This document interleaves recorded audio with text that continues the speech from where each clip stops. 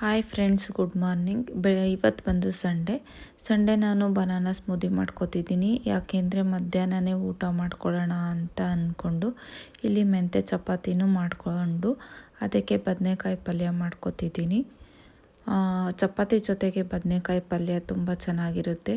Sunday ಆಗಿರೋದ್ರಿಂದ ಲೇಟಾಗಿ ಎದ್ದಿದ್ದಲ್ವ, ಹಾಗಾಗಿ ಊಟನೂ ಆಗುತ್ತೆ, ಜೊತೆಗೆ ತಿಂಡಿನೂ ಆಗುತ್ತೆ ಅನ್ನೋ ಥರ. ಜೊತೆಗೆ ಇಲ್ಲಿ ಸಲಾಡ್ ಮಾಡ್ಕೊಂಡಿದ್ದೆ ನಾನು. ಅದಾದಮೇಲೆ ಸ್ವಲ್ಪ ಹೊರಗಡೆ ಇತ್ತು ಕೆಲಸ, ಹೋಗಿ ಮುಗಿಸ್ಕೊಂಡು ಬಂದೆ.